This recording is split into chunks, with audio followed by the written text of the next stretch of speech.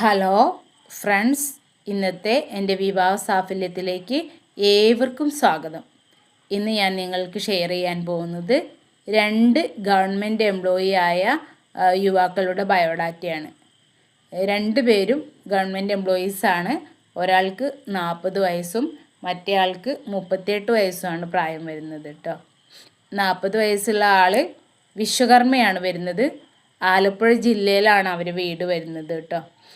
ആള് ഇലക്ട്രിസിറ്റി ബോർഡിൽ മസ്തൂർ ഗ്രേഡിലാണ് ജോലി ചെയ്യുന്നത്. ആള് IT ആണ് ക്വാളിഫിക്കേഷൻ വരുന്നത്. പൂരുരുട്ടാതിയാണ് നക്ഷത്രം. എന്തോ 7 ചൊവ്വയോ എന്തോ ഉള്ള നക്ഷത്രമാണെന്നാണ് പറഞ്ഞിരിക്കുന്നത് കേട്ടോ. അപ്പോൾ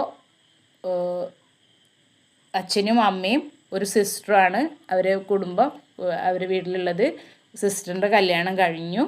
പിന്നെ അവർ സാധാ കുടുംബമാണ്. അവർ ആലപ്പുഴ ജില്ലയാണെങ്കിലും അവരെല്ലാ ജില്ലയും നോക്കുന്നുണ്ട്. മാത്രമല്ല ജാതിയും അവർ വിശ്വകർമ്മ മാത്രമേ നോക്കുള്ളൂ എന്നൊന്നും പറഞ്ഞിട്ടില്ല. വിശ്വകർമ്മയായാലും ഏത് ജാതി ആയാലും അവർക്ക് കുഴപ്പമില്ല എന്നാണ് പറഞ്ഞിട്ടുള്ളത്.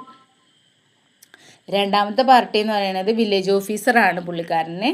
ആൾ തിരുവനന്തപുരം ജില്ലയിലാണ് ജോലി ചെയ്യുന്നത് കേട്ടോ. തിരുവനന്തപുരം ജില്ലയിലാണ് ജോലി. ആൾ സെക്കൻഡ് മാരേജ് ആണ് കേട്ടോ. സെക്കൻഡ് മാരേജ് ആണ്. കുട്ടികളൊന്നുമില്ല. ആൾ പിന്നെ അച്ഛനും അമ്മയും ഒരു ബ്രദറുമാണുള്ളത്. ബ്രദറിൻ്റെ കല്യാണമൊക്കെ കഴിഞ്ഞു. ആൾ പുറത്താണ്. അപ്പോൾ ഇപ്പം അമ്മയും അച്ഛനും ഈ പയ്യനും കൂടെയാണ് താമസിക്കുന്നത്. ആദ്യത്തെ ബന്ധത്തിൽ കുട്ടികളൊന്നും തന്നെ ഇല്ല. അവരുടേതല്ലാത്തൊരു കാരണം കൊണ്ട് മാത്രം വിവാഹം ഉപേക്ഷിക്കേണ്ടി വന്ന ഒരു യുവാവാണ് പുള്ളിക്കാരന്. അപ്പോൾ ഈ 2 ബയോഡാറ്റയും നിങ്ങൾക്ക് താല്പര്യം ഉണ്ടെങ്കിൽ ഏതും, അവർക്ക് ജില്ലയോ ജാതിയോ ഒന്നും കാര്യമാക്കണില്ല. 2 പേരും ഗവൺമെൻറ് എംപ്ലോയീസാണ്. 2 പേർക്ക് യാതൊരുവിധ ഡിമാൻഡ്സുകളോ കാര്യങ്ങളോ ഒന്നും തന്നെ ഇല്ല. അപ്പോൾ ഈ ബയോഡാറ്റ താല്പര്യമുള്ള ആളുകളുണ്ടെങ്കിൽ നിങ്ങൾ എൻ്റെ നമ്പറിലേക്ക് നിങ്ങളെ ബയോഡാറ്റ അയച്ചു തരാൻ മറക്കാതിരിക്കുക.